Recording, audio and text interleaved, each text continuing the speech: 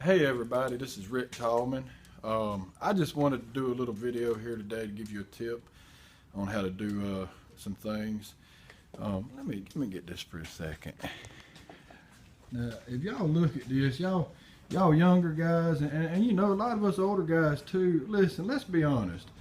Most people aren't really excited to have a car like this come in, but I'm going to give you the reality of of life is that these cars are still out here, and listen, people still want to have them tinted. They still want to make money. Now, a lot of times people talk about being old school. Well, I'm going to show you some old school tips today. And let me just get one thing straight before we even start. The videos that you see myself and other people post, guess what? What we're posting is nothing new. Somebody else has already done it. Somebody showed us, and we're showing you. There's so many tips and tricks out there. If you just pay attention, you'll learn something.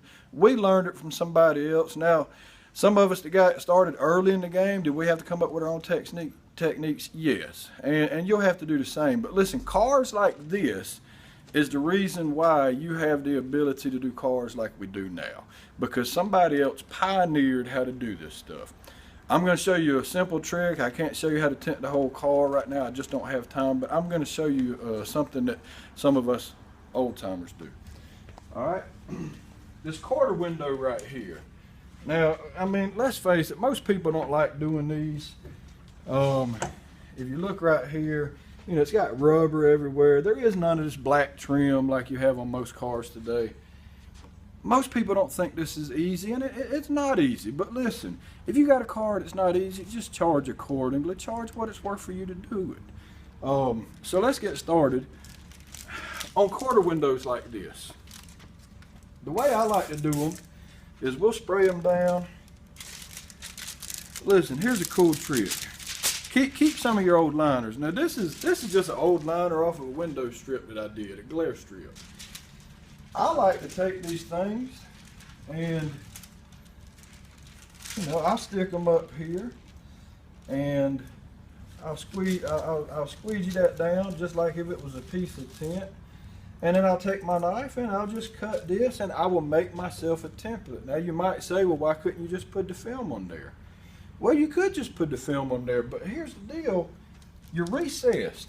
If you look right here, you're really recessed back here to where you can cut. So you run a chance of creasing it or jacking up the edges. Can you do it? Sure. I've met guys that could do it and do it good. But some of us don't want to take that chance, and I freely admit, hey, other guys have certain techniques that we're envious of or that we like.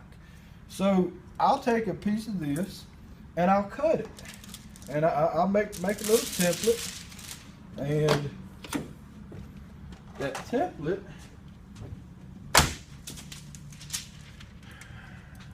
template will look just like this. And then what I'll do is I'll come over here to my board. I'll have my film up here, and I double cut. So I'll take and lay two pieces up here, and I'll cut it and trim it. And I'm not showing you all that part because it's time consuming. I'm trying to make this as quick as possible. So once you get it done, now you have a nice piece of film that's cut out. There's no creases on the edges. And check this out. I'm going to show you another pointer. Believe it or not, this is super simple. A lot of people don't think about it. So give us old school guys some credit. Come over here. Now, you may have already learned this, but the seals on the inside are exactly the same as they are on the outside. Now, you can take a knife, and this is just another trick that I've learned from somebody, and that you can learn now. You can just take a knife, come in here. Now this one I've already trimmed, but you can just come in here and just trim the daggum rubber out of here, because let's face it, if you don't trim it, you're going to have gaps. Now on newer vehicles, you may be thinking, man, I'd like to do this on a newer vehicle. Listen, do it on a newer vehicle if you want to, but listen, ain't nobody going to complain about these rubbers being trimmed. On newer vehicles, you might want to do it a different way. But the point I want to get at is once you get this cut out, now the liner is still on this. If you want to make sure that you've got your cut right and it's going to fit properly, do what I call a dry fit, a dry run. You don't have to pull the liner off to install this. So I'm going to wet it. And I'm going to take it. I'm going to install it. Now this, you know, you don't even necessarily have to prep this for a dry run. This has been prepped.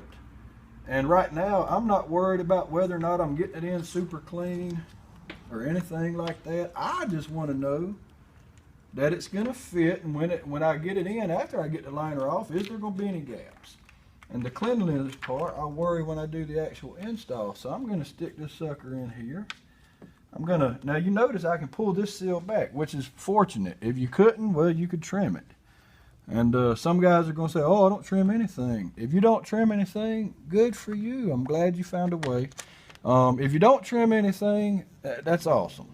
Totally awesome. But don't get on this video telling us, you know, how you got a better way. Listen, if you want to give a comment and say, hey, I appreciate what you're doing, I can show you a different way, then by all means do it. But just don't be a prick about it. If you've got a tip for somebody, give it to us, but don't be a prick.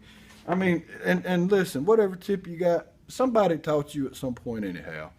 So now I've got this dry run going, or dry fit going, and I just want to show you something.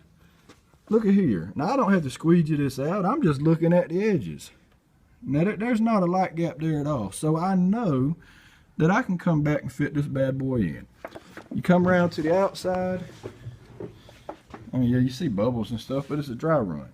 And look, there's no gap. So I know that as long as I do my prep work properly and I clean this properly, when I put this in, it's going to be jam up. Bottom line. In any case, this is one of those old school tips. If you can use it, use it. If not, don't worry about it. Y'all have a good one. And I'm going to get back to work on this thing.